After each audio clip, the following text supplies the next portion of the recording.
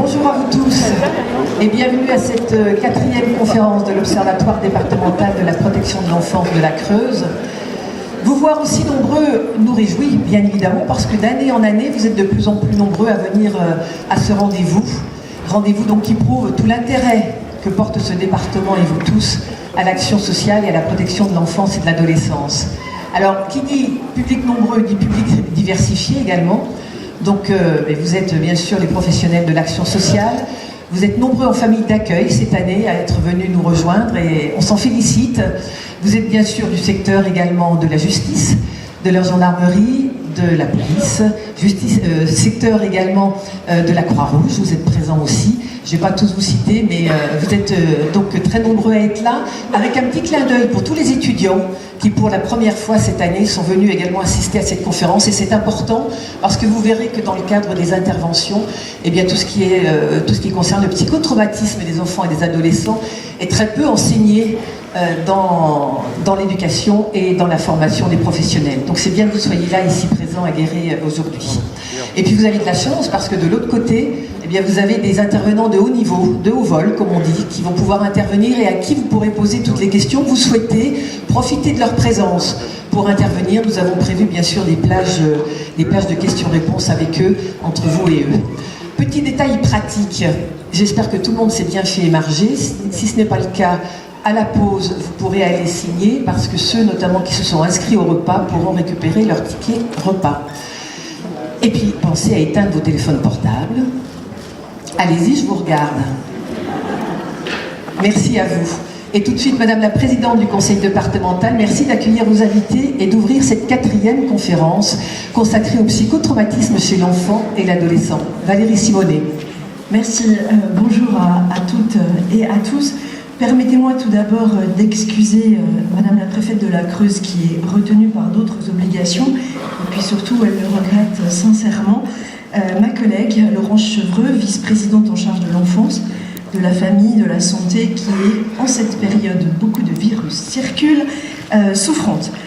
Mesdames et messieurs, je voulais saluer les représentants de la dette de la Creuse, les élus, les représentants des collectivités locales qui nous ont rejoints, mesdames et messieurs les directeurs, collaborateurs des services de l'État, du conseil départemental et de certaines intercommunalités, madame la directrice du service enfance, famille et jeunesse, madame Dodonné, mesdames et messieurs les présidents et directeurs d'associations ou de fédérations, mesdames et messieurs les acteurs essentiels que vous êtes de la protection de l'enfance, mesdames et messieurs les membres de l'Observatoire départemental de la Creuse de la protection et de l'enfance, mesdames et messieurs les intervenants, je salue aussi les jeunes gens du comité des jeunes, et tout particulièrement monsieur Romain Valadour, professeur d'histoire-géographie, Madi Brunet, son élève, mesdames et messieurs, de façon générale, en vos grades et qualités, mesdames et messieurs. Je vous souhaite, aux côtés d'Isabelle, la bienvenue en cette quatrième conférence de l'Observatoire départemental de la protection de l'enfance. Et je me permets, en ce début d'année, de vous adresser à toutes et à tous, au nom du Conseil départemental de la Creuse, nos meilleurs vœux pour cette année 2025, qu'elle soit porteuse d'espoir. Je crois que c'est aussi ce dont peut-être nous avons le plus besoin en ce temps, de solidarité et de succès, tant pour vous sur le plan personnel et collectif. L'Observatoire départemental de la protection de l'enfance a vu le jour avec une ambition claire. Il s'agit de rassembler les acteurs de la protection de l'enfance pour mieux comprendre, analyser et agir face aux enjeux qui touchent les plus vulnérables de notre société. Le DPE est à la fois un espace d'observation, de réflexion et d'action qui permet de croiser les regards entre professionnels, élus, associations et aujourd'hui les jeunes eux-mêmes à travers ce comité des jeunes. Je veux vous dire combien je suis sincèrement heureuse ce matin de vous voir aussi nombreux. Cela a été rappelé, près de 400 ou plus de 400 dans cette salle pour cette quatrième conférence. Je crois que vous montrez ainsi l'intérêt que nous avons et que vous portez au questionnement de vos pratiques et à l'amélioration pour ce public fragile que sont les enfants et qui sont confiés à l'aide sociale à l'enfance.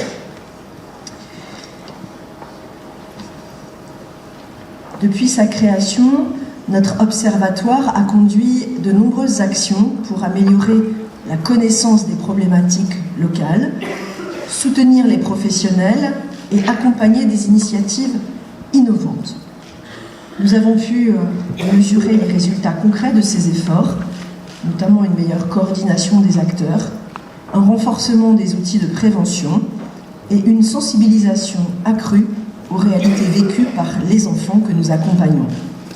Le thème de la journée, cela vient d'être rappelé, le psychotraumatisme chez l'enfant et l'adolescent, comment le reconnaître et surtout l'accompagner, illustre parfaitement, me semble-t-il, la mission de l'ODPE.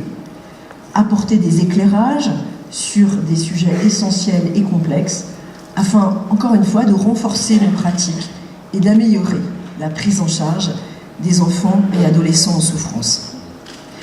Le psychotraumatisme, longtemps sous-estimé, est aujourd'hui reconnu, enfin, comme enjeu de santé publique majeur. Les chiffres sont en effet assez édifiants. Près de 10% des enfants sont victimes de violences ou de maltraitance, mais seulement 1 sur 10 ose en parler. Et ces traumatismes, qu'ils soient liés à des violences intrafamiliales, à du harcèlement, à des agressions sexuelles, laissent, nous le savons, des blessures profondes qui vont nécessiter une approche adaptée, fondée sur l'écoute, l'empathie, mais aussi l'expertise.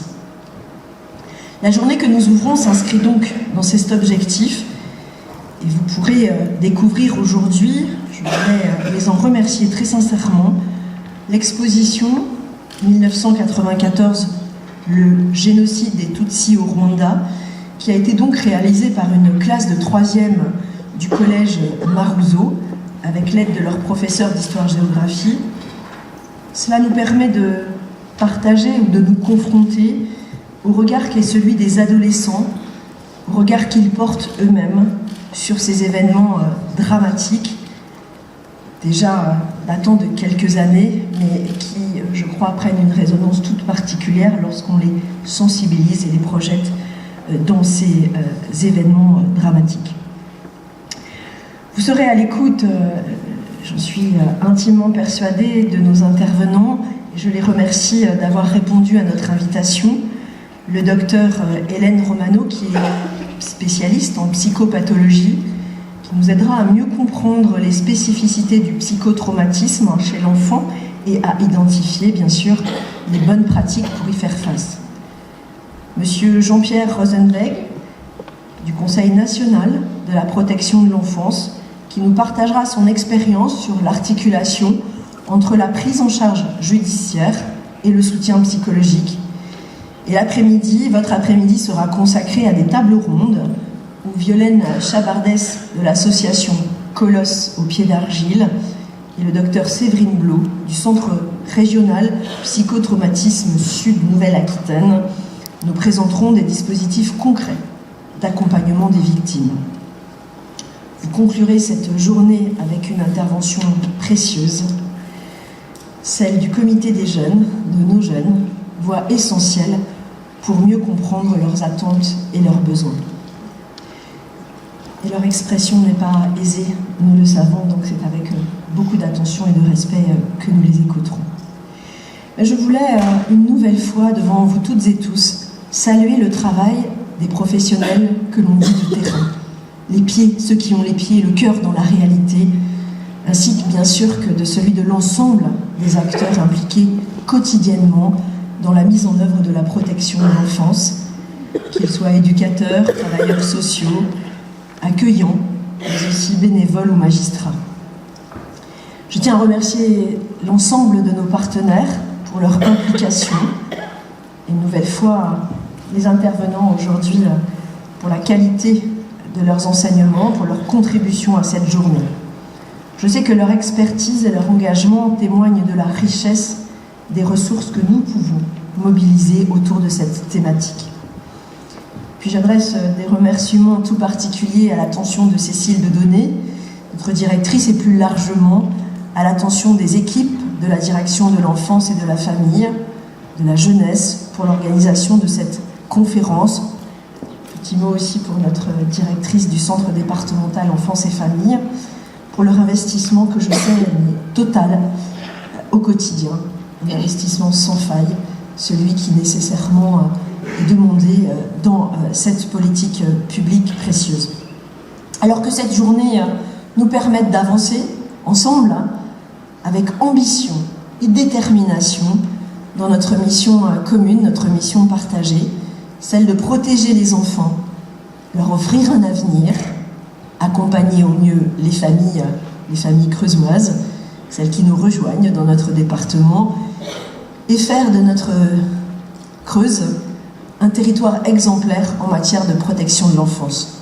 Je sais, mesdames et messieurs, pouvoir compter sur vous tous et je vous en remercie très sincèrement. Très belle journée, très belle conférence aujourd'hui de notre ODPE. Je ne pourrais rester malheureusement, c'est le regret que nous formulons à chaque fois tout au long de cette journée, mais vais tâcher de rester présente ce matin pour ce premier temps. Merci à vous tous, merci encore très sincèrement. Merci à vous, Madame la Présidente Valérie Simonet. Et vous l'avez cité, en effet, je ne sais pas si vous avez eu le temps de parcourir cette exposition. Nous allons vous en préciser un peu plus les tenants et les aboutissants avec Romain Valadour et Maggie Brunet. Merci de venir me rejoindre pour nous présenter donc votre exposition qui retrace en effet le génocide rwandais de 1994, il y a donc 30 ans maintenant. Et cette classe de 3e du collège Jules Marouzeau à Guéret a travaillé durant plus d'une année sur ce projet qui va vous être présenté avec l'une des anciennes élèves qui aujourd'hui se trouve en seconde au lycée Pierre Bourdan, accompagnée donc de l'initiateur de ce projet, Romain Valadour, professeur d'histoire géographie. Bienvenue, monsieur et madame. Alors, je vais vous proposer de prendre un micro, à moins qu'on ait le temps de vous en porter un. Vous vous mettez au public comme les officiels. Très bien. Je sais pas. Ok. On n'a pas l'habitude. Hein, alors, je sais que vous avez en effet préparé une intervention écrite pour nous présenter un peu votre travail. Juste une première question pour vous, Romain Valadour. Vous êtes prof d'histoire géo au collège Marouzeau. Vous aviez 8 ans lorsque le génocide a éclaté. Vous étiez devant votre télévision et vous avez été scotché par cette tragédie et elle vous a accompagné jusqu'à aujourd'hui. Expliquez-nous un petit peu. Oui, en fait j'étais devant ma télévision, sûrement une heure où je ne devais pas être, et je suis tombé sur les images du génocide. J'avais, oui, effectivement 8 ans et ça m'a peut-être traumatisé quelque part, les images atroces qu'on pouvait voir à ce moment-là sur les différents JT. Et oui, c'est vrai que c'est quelque chose qui est resté en tête pendant pas mal de temps, et puis je suis aussi tombé sur une bande dessinée de Jean-Philippe Stassani qui s'appelle Do Gracias, sur laquelle les élèves ont travaillé d'ailleurs, qui m'a de nouveau rappelé l'horreur que fut le génocide, et donc j'ai voulu mieux comprendre, et donc j'ai fait mes propres recherches, et puis en 2018 j'ai assisté à plusieurs conférences sur ce thème-là, et puis dans l'idée que pour les 25 ans déjà, donc en 2019, je voulais faire travailler une de mes classes, et puis malheureusement on a commencé à travailler, le Covid est arrivé, le confinement, donc on n'a pas pu mener à terme ce projet, et je l'ai repris avec des collègues pour l'année dernière, voilà, pour les 30 ans du génocide. Alors, vous avez travaillé non seulement vous avec votre classe, mais vous avez intégré beaucoup de professeurs autour de vous, ce qui n'est pas toujours facile à l'éducation nationale de faire travailler plusieurs professeurs ensemble parce qu'il y a des emplois du temps à gérer, parce qu'il faut convaincre tout le monde, et c'est aussi l'intérêt de ce travail. Racontez-nous un petit peu votre projet. Justement, je ne vais pas trop détailler parce que Madi va beaucoup en parler dans son intervention, mais pour faire simple, on est 5 collègues au total à avoir travaillé sur ce projet avec une classe de 3e dont Madi faisait partie. Très bien. Madi, c'est à vous ou c'est encore Romain? Je vais prendre la parole et puis allez-y. Je vais vraiment beaucoup laisser la parole à Madi. Vous pouvez prendre le micro à main, plutôt voilà, celui qu'on... Bon, Donc bonjour à toutes et à tous. Tout d'abord, je tiens à remercier Madame la Présidente du Conseil départemental, Madame la Vice-Présidente en charge de l'enfance, de la famille et de la santé, ainsi que la Direction de l'enfance, de la famille et de la jeunesse pour cette invitation, sans oublier Madame Couturier qui en est à l'origine. Alors en entrant par la droite, vous avez pu voir la présence d'une exposition s'intitulant en 1994 « Le génocide des Tutsis du Rwanda, connaître, faire connaître, commémorer ». Elle a été réalisée l'an dernier par les élèves de la classe de 3e 1 du collège Jules Morozot, ici à Guéret. Et elle est le fruit d'un projet interdisciplinaire mêlant histoire, français, anglais, les arts plastiques et la musique. Cette exposition ne traite pas spécifiquement des traumatismes chez les enfants et adolescents ayant vécu et survécu au génocide, mais les élèves du projet ont été amenés à travailler sur des témoignages de rescapés, enfants ou adolescents au moment du génocide. Parmi les travaux historiques traitant plus particulièrement de cela, je citerai l'ouvrage d'Hélène Dumas, Sans ciel ni terre, paroles orphelines du génocide des Tutsis, 1994-2006, paru aux éditions La Découverte en 2020. L'historienne y a compilé des témoignages écrits de rescapés qui étaient enfants lors du génocide et qui ont raconté leur vie avant, pendant et après le génocide. Je ne serai pas plus long et laisse la parole à Madi, qui va vous présenter succinctement ce travail et ce que les élèves de la classe en ont retiré.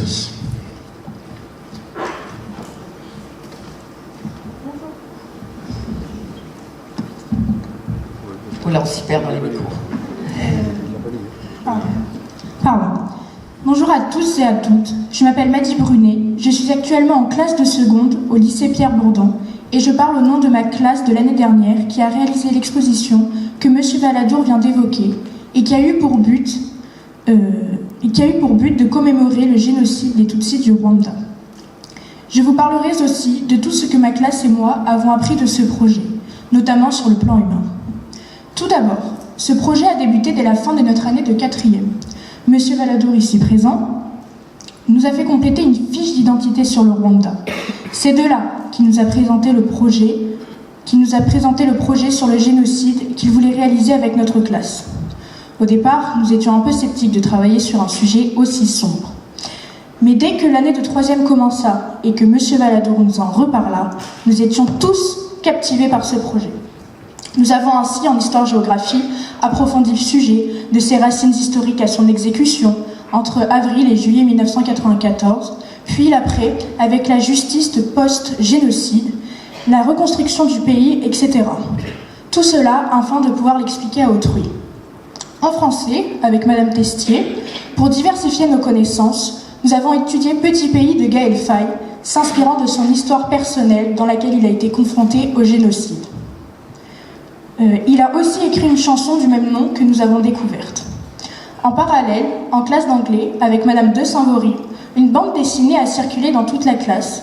Elle s'intitule Deo Gracias et raconte comment le personnage éponyme, alors adolescent, sombra dans la terreur du génocide.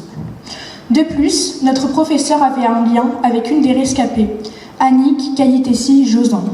Elle nous a alors raconté son histoire, montré des vidéos d'elle qui témoignaient. Elle avait 15 ans lors du génocide.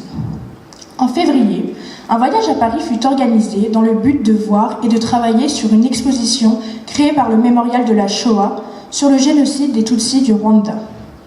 Toute cette partie de découverte, de recherche, se déroula d'octobre à février. La réalisation de l'exposition a commencé réellement à partir de mars 2024. Les arts plastiques et la musique furent aussi présents dans nos travaux.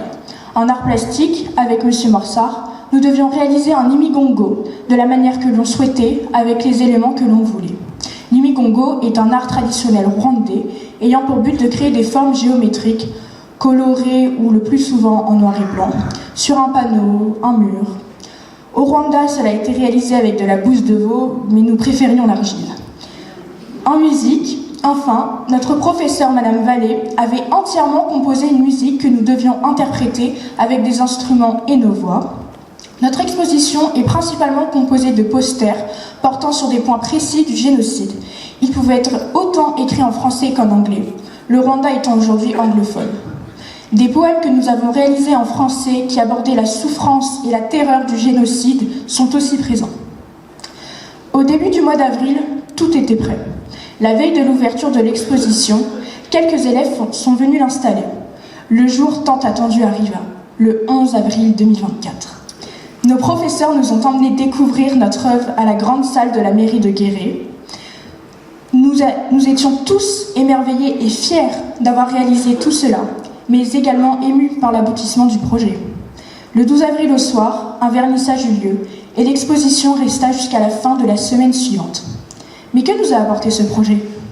Tout d'abord, la fierté d'avoir reçu un prix décerné à toute la classe, le prix spécial de la mémoire 2024, un prix national qui nous a été attribué par la Société de l'Ordre national du mérite. De plus, des articles ont aussi été publiés à propos de notre exposition par des médias tels que La Montagne ou encore France Bleu Creuse. Ensuite, nous avons pu accueillir une rescapée du génocide au sein de notre collège afin de lui présenter notre travail et écouter son témoignage. L'histoire de Clarisse Gatete, enfant lors du génocide, nous a suscité beaucoup d'émotions, dont beaucoup de larmes. Nous avons été aussi impressionnés par sa capacité à pardonner à ses bourreaux et ceux de sa famille. Enfin, ce projet a ouvert l'esprit à chacun d'entre nous et nous a éloignés de l'ignorance. Nous avons aussi beaucoup pris en maturité tout au long de cette année.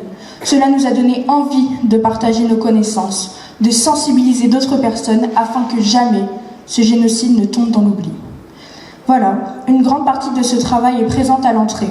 Merci de m'avoir écouté. Merci, Marie Brûlé. Très bien.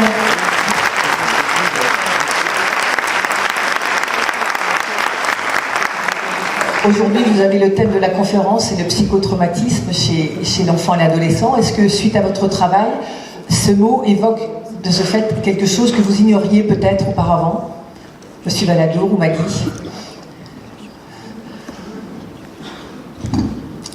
En fait, comme je l'avais évoqué, on ne s'est pas axé sur, notre travail sur véritablement les psychotraumatismes. Mais c'est vrai qu'en fait, à travers les différents témoignages qu'ont pu écouter les élèves, donc soit en vidéo, soit directement avec la venue de Clarisse Gatete, qui était donc enfant au moment du génocide, ils ont pu comprendre ce que c'est qu'un psychotraumatisme et aussi comment on peut en sortir. Et Madi l'a dit, ce qui a beaucoup impressionné les élèves, c'est la force qu'a Clarisse aujourd'hui, qui lui a permis de pardonner à ceux qui avaient tué sa famille, sous ses yeux. Et une de ses réponses à elle, c'était la foi. Voilà. Donc on ne l'a pas abordé directement, mais à travers tous les témoignages qu'on a pu avoir, ça leur a permis de mieux saisir ce que c'était, je pense. Mais c'est intéressant ce que vous venez de dire, peut-être que nos intervenants reviendront dessus. Merci à vous, en tout cas, à tous les deux. Romain Valadour, donc professeur d'histoire géo à Marizot, et Maggie Brûlé, bravo pour votre travail. Travail que je vous invite à découvrir pendant les pauses, le long donc, des années. Merci à vous. Merci de venir nous rejoindre, en effet, Hélène Romano. Vous êtes notre première intervenante. Hélène Romano, vous êtes docteur en psychopathologie, vous êtes HDR, vous avez donc l'habilitation à diriger des recherches qui est le plus haut diplôme français. Vous êtes également docteur en droit pénal et sciences criminelles, psychothérapeute. Vous faites partie des premières à vous être impliquée dans ce travail qui est un véritable parcours de vie. D'autant plus que le trauma, ce n'est pas forcément un champ d'études reconnu il y a longtemps, mais plutôt il y a peu. Et vous allez donc nous expliquer un petit peu quels sont justement non pas la genèse, mais en tout cas comment bien comprendre ce qu'est un psychotraumatisme.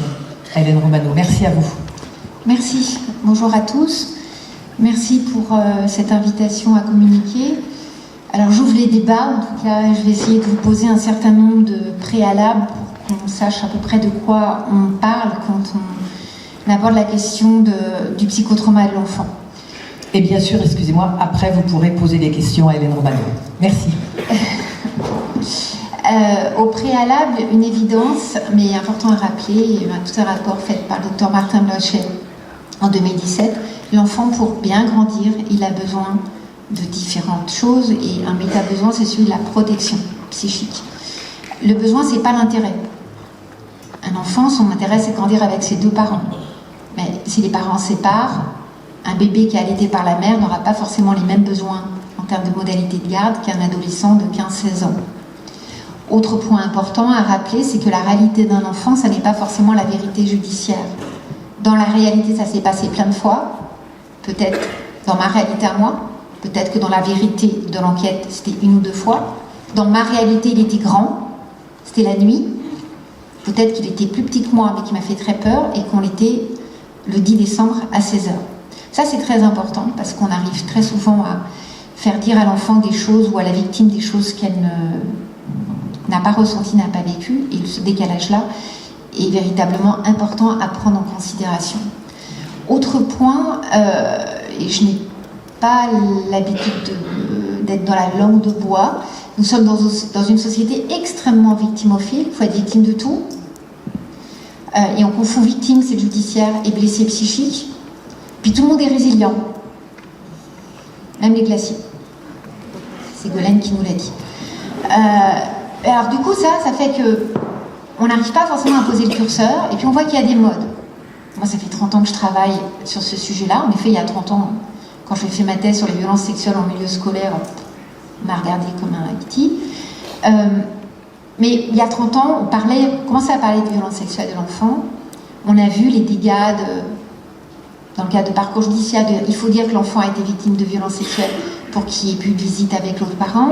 Maintenant, il faut dire qu'il y a des violences intrafamiliales, des violences conjugales, pour dire que obtenir des modalités de changement de garde.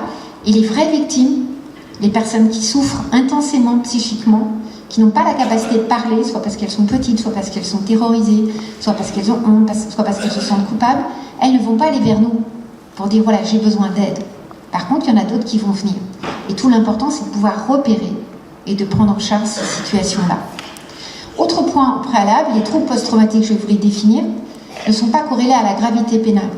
On a des fois des personnes qui ont subi des atteintes sexuelles, qui sont extrêmement déstructurées psychiquement, presque autant que des personnes qui ont vécu des viols. Ça, c'est important. Alors, en expertise, on nous demande certaines fois d'évaluer, et on a des fois du mal à évaluer ce qui ressort des violences en tant que telles, et ce qui va ressortir des conséquences d'une procédure, de la révélation et de tout ça. On a un décalage majeur entre tout ce qui nous est dit médiatiquement, dans la presse, j'en parlais avec des collègues, et la réalité du terrain. Sur le terrain, on rame. On fait ce qu'on peut, avec les moyens que l'on a, mais il y a un grand décalage. Lors des conclusions de la Civise 1, Édouard Durand expliquait « Je te crois, je te protège ». Le nombre d'enfants victimes, d'adultes victimes qui ont parlé, et c'est classé sans suite, parce que le système pénal n'est pas forcément fait pour les victimes. Il y a personne mise en cause, une personne qui se dit victime des faits. Le magistrat, il doit pouvoir prouver l'imputabilité, sinon c'est classé sans suite. Ça ne veut pas dire que la victime, ce qu'elle a dit, elle ment, mais elle ne sera pas protégée au sens où elle l'entend et au sens où la société le porte actuellement, à savoir pour être protégée, il faut porter plainte. En tant que, vraiment, sur mon champ spécialité de psychotrauma, la démarche judiciaire, la réparation éventuellement judiciaire, ça n'est pas la restauration psychique. Si on attend que la victime répare les victimes, eh ben on va attendre longtemps et les victimes, on les retrouvera dans des centres d'addictos ou entre quatre planches de sympa, un institut médico-légal. Il n'y a qu'à voir les dégâts sur les procès médiatisés quand le résultat d'une audience, pour ceux pour lesquels il y a une audience, n'est pas à la hauteur de ce qu'attendaient les gens. Je ne peux pas faire mon deuil, j'y arriverai jamais. Il y a un décalage entre les attentes portées sur le système judiciaire, qui a ses fonctions, qui a ses obligations, et l'attention portée à la blessure psychique. Les deux sont importants, on ne peut pas faire porter au judiciaire toute la dimension de la réparation psychique, je pense que c'est extrêmement important. Dernier point en préalable, on a ce paradigme que la parole de l'enfant, la voix de l'enfant, la parole de l'enfant ou de la victime. Sauf qu'un enfant victime, ça ne parle pas. La parole, c'est l'arme de l'auteur. Tu parles, t'es mort. Tu parles, va y avoir ci. Tu parles, va y avoir ça. Donc attendre qu'un enfant, qu'un adulte aille dire, expliquer qu'il est victime, qu'il a subi des choses atroces, et j'ai expertisé, parmi tant d'autres experts, une victime de viol génocidaire au Rwanda. Si on attend qu'elle parle, on va attendre longtemps. Il faut aller vers la personne, sans parasiter sa parole. Donc, faire reposer sur l'enfant, la victime, sa protection, ça pose aussi beaucoup de problèmes. Et ce paradigme-là, où on attend que tout vienne de la parole de l'enfant, tout vienne de la parole de la victime, pose d'intenses problèmes pour les enquêteurs et pour les magistrats. Et ça interroge aussi la nécessité d'avoir des professionnels formés pour repérer, ça va être mon propos, les troubles, et certaines fois être cette prothèse psychique pour expliciter les troubles. Vous avez un enfant ou une victime adulte là je vais cibler sur les enfants, c'est notre sujet, victimes de violences, souvent il sera dissocié. Il est comme coupé de ses affects. Il va avoir un discours un petit peu, ou très, désaffectivé. Il vous raconte des choses atroces, comme si de rien n'était. Ça, il faut pouvoir l'expliquer au juge. Le juge, il n'est pas psy, hein, chacun son métier. Sinon, il va se dire, bon, quand même, avec tout ce qui se passe, tout ce qu'il raconte, c'est pas possible qu'il ait ce comportement-là.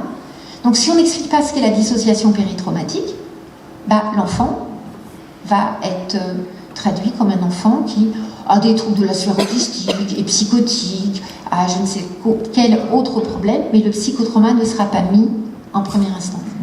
Donc il y a un vrai problème, un vrai manque de formation. Merci d'organiser cette journée pour qu'on puisse transmettre un minimum de choses, mais c'est quand même important de le rappeler au préalable. Donc, événement traumatique. Alors, je l'ai dit là, quand on écoute, on est tous traumatisés de la vie, hein, ça c'est sûr. Le traumatisme, c'est les fractions psychiques qui nous confrontent à un événement qui est un événement qui me confronte à la mort. La mort dans ma réalité. Je suis à l'école, je suis maîtresse et un enfant se blesse, ouvre le crâne, j'appelle le SAMU en disant le crâne est ouvert, il va mourir. Je ne suis pas une menteuse, hein, mais dans ma réalité, je l'ai vu mourir. C'est dans la réalité. Les violences sexuelles sont considérées comme des événements traumatiques au sens où ça détruit l'altérité, ça détruit la subjectivité des personnes qui les subissent. Donc, la blessure psychique, c'est le trauma. L'événement traumatique, là c'est pour voir si je ne vous ai pas perdu, n'est pas nécessairement traumatogène. Un événement traumatique ne va pas nécessairement entraîner les mêmes troubles chez tout le monde. Vous êtes dans un bus, il y a un accident dramatique, bus scolaire, il y a 40 enfants, il y aura 40 réactions différentes. Il y a des enfants qui vont être dans un état de stress aigu au début, et qui, passé 1 mois, 2 mois, vont plutôt bien récupérer. On sait qu'il y a des facteurs qui aident à récupérer, et qui ne vont pas présenter des troubles post-traumatiques. Troubles post-traumatiques, c'est les troubles au-delà d'1 mois de l'événement, et qui s'enquistent dans le temps plus d'1 mois. Et puis, eux, ils vont plutôt bien récupérer. Ils ont vécu un événement traumatique. Il y a eu un mort dans le car. C'est un événement traumatique. Mais ils ne vont pas forcément présenter des troubles post-traumatiques. Il n'y aura pas forcément un trauma psychique. Puis il y en a d'autres qui vont le présenter. Donc ça, c'est important pour ne pas stigmatiser tout le monde, pour ne pas psychiatriser tout le monde. J'ai protocolisé en France les dispositifs d'urgence dans les écoles quand il y a des événements traumatiques. 20 ans plus tard, quand je vois ce que ça donne, on va déclencher des cellules de psy pour tout. Il y a 10 ans, à Chambéry c'est en Savoie, au mois de février, il neige. L'autoroute est bloquée par de la neige et le préfet déclenche la cellule d'urgence médico-psychologique pour les rescapés de l'autoroute A40. Les mêmes psys qui sont intervenus au Bataclan. On ne peut pas psychiatriser des réactions comme ça. Parce que ça va entraîner ce qui s'est passé. Les victimes, instituées victimes par le préfet, ont créé une association pour demander des dommages et intérêts, puisqu'ils avaient été blessés psychiquement par la chute de neige autour de la voiture. Donc on voit bien les dégâts qu'il y a par rapport à ça. Mais on voit bien aussi comment le social utilise ça. Je parlais de la résilience. Il y a eu le plan d'action résilience post-Covid au niveau économique. Quand les militaires sont venus en renfort avec les hôpitaux de campagne dans les services hospitaliers qui manquaient de personnel, c'était opération résilience. Donc il y a des mots comme ça. Des mots qui font écran, des mots qui empêchent de penser et qui empêchent de prendre en charge de façon adaptée. Les médias font partie de la vie aujourd'hui. Cette petite machine change les pratiques. Alors, sachez que les familles vous enregistrent, 90% vous enregistrent. Et s'il vous plaît, pour les collègues éducateurs, quand vous faites un rapport d'AEMO ou un rapport d'IP, n'envoyez pas le rapport en texto aux familles ou aux enfants, comme on le voit trop souvent. Ça court-circuite la pensée. Le psychotraumatisme sur l'angle de la protection de l'enfance. A priori, si vous vous occupez d'enfants, protection de l'enfance, a priori, c'est qu'un magistrat a considéré qu'ils étaient en danger, voire un peu en amont, en risque. Donc, a priori, ils ne sont pas au top de leur forme, ils ne vivent pas des choses formidables. La maltraitance, c'est en grande majorité en intrafamilial, les études 70-95% selon qui fait l'étude et les modalités d'évaluation. Donc, ça veut dire que l'enfant, alors enfant, celui qui ne parle pas, on va dire du bébé à l'adolescent, l'enfant en milieu familial, ceux censés le protéger ne l'ont pas protégé. Vous êtes éducateur, vous êtes ASFAM, vous êtes prof, vous êtes à toute bonne volonté, mais l'enfant, il ne va pas vous faire confiance. Il a été trahi par ceux censés le protéger. Premier point important à avoir en tête en protection de l'enfance. Il y a des dispositifs innombrables. Il y a des textes, des décrets, innombrables. Je ne sais pas si vous connaissez par cœur le référentiel de la HAS de 2021. Moi non. On est censé pour les évaluations. Il est remarquablement bien fait. Mais il faut arriver à lire jusqu'au bout. On a aussi des parents protecteurs qui vont se retrouver avec leur enfant placé, on en a. Parents, le grand classique, c'est la mère victime de violence qui est complètement abattue, qui n'arrive pas à s'exprimer, qui est dans une sollicitude anxieuse par rapport à tout ce qui s'est passé, qui n'a pas forcément l'ajustement tout à fait adapté, qui va inquiéter les professionnels, et il y a un placement. Elle n'a pas maltraité, mais il y a le placement parce qu'elle est considérée par les collègues comme étant en danger psychiquement l'enfant, ne parvenant pas à avoir les bons moyens psychiques pour le réassurer. Ces parents-là, ou d'autres parents mis en cause, ont des avocats, créent des associations très bien formées, ont cette petite machine Mon ami Google, et ChatGPT maintenant qui fait les réponses, une patiente qui fait ses réponses de mail à l'éducatrice avec ChatGPT, c'est nouveau pour moi, mais qui se fédèrent, qui s'informent et qui savent exactement beaucoup mieux certaines choses qu'il y a 30 ans. Donc ça nous incite, ça nous oblige à être extrêmement rigoureux, extrêmement attentifs. En protection de l'enfance, vous pouvez intervenir très tôt. L'enfant a été violé ou a été massacré, la police entend du bruit, intervient, on est en flagrance. Il y a l'idée qu'il n'y a pas eu des mois ou des années. Vous pouvez intervenir des années plus tard. L'adolescent, ça fait 10 ans qu'il trime. Vous pouvez intervenir pour une fratrie. Le bébé à 6 mois, il va être en poupe, assis en pouponnière. Il a un frère, une sœur de 4 ans, 7 ans, 12 ans. Le père reconnaît, parce qu'il y a des traces ADN, il n'a pas tellement le choix, qu'il a commis des viols incestueux. Il est incarcéré. Quand il est incarcéré, les enfants sont placés. Il y a souvent une AEMO pour les grands, puis pour les petits, pour les bébés, non. J'ai fait la seule étude et la seule publication sur les viols des bébés. On a de 5 à 10 bébés qui meurent tous les ans perforés. Le viol des bébés est une réalité. Le viol des enfants de 0-3 ans est une réalité. On a des pédophiles qui ont une appétence pour les bébés ou qui agressent des enfants en pré-verbal parce qu'ils savent qu'ils ne pourront pas les dénoncer. Le trauma va faire une trace sensorielle, mais cognitivement, il n'y a pas la capacité mnésique, donc il n'y aura pas la possibilité de restitution. Donc vous vous occupez de ce bébé en pouponnière, personne ne s'inquiète de savoir s'il a été violé, de toute façon il n'y a pas d'examen médico-légal qui est fait, le père n'a rien dit, puis le bébé il dit rien. Ce que m'avait dit un magistrat, mais il n'a rien dit. 6 mois. Et puis après, parcours de placement, il arrive, il a 6-7 ans, en foyer, et là il essaie de sodomiser tout le monde, il sodomise sur tous les troubles sexuels extrêmement spécifiques, et tout le monde s'inquiète. Que s'est-il passé au foyer? A-t-il été agressé? Personne ne se dit, mais quand il avait 6 mois. L'expressivité post-traumatique n'est pas linéaire. Elle peut arriver des années plus tard. Vous avez des enfants qui ont des troubles majeurs, qui ont 7-8 ans, et on pense tout de suite ça s'est passé là. Peut-être.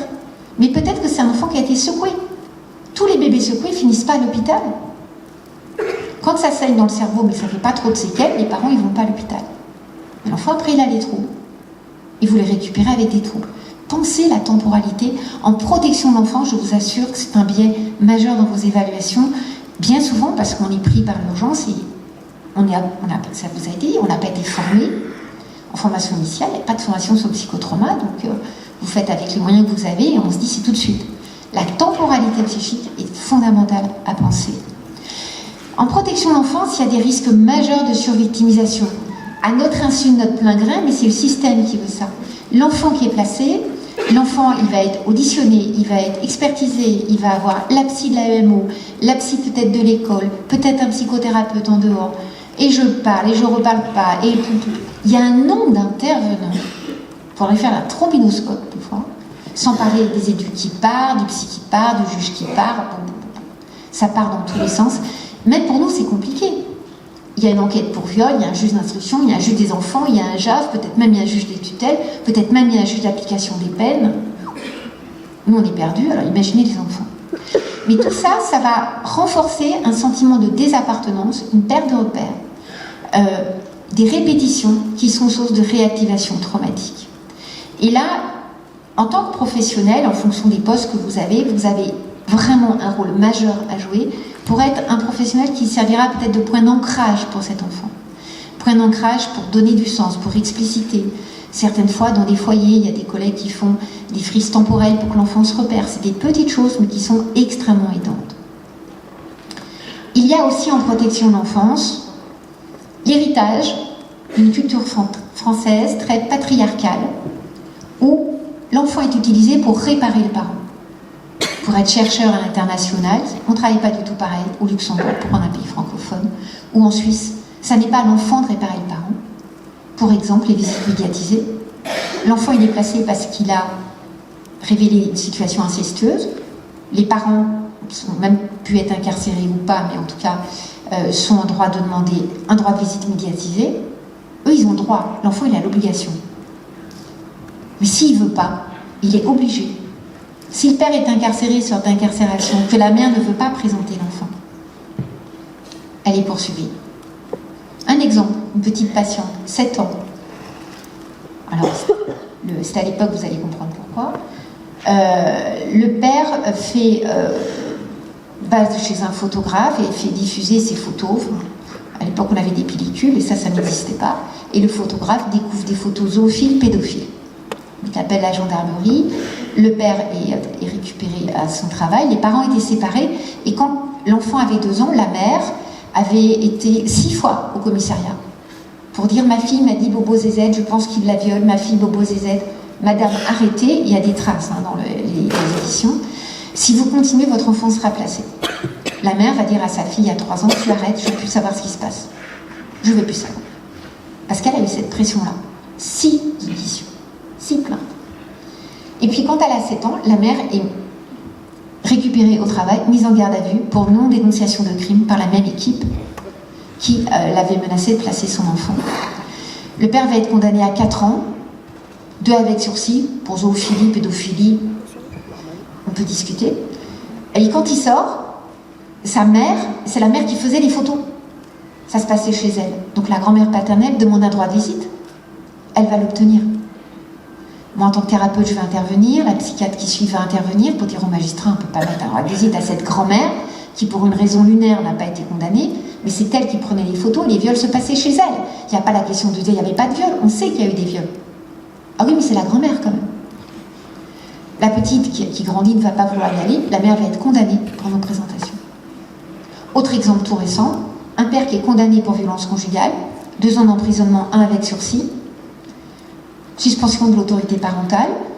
Il a une petite fille qui aujourd'hui a 18 mois et sa femme a quitté le foyer enceinte à cause des violences. Il est condamné. Elle a un téléphone grand danger. Il a une interdiction de l'approcher. Il a une suspension provisoire.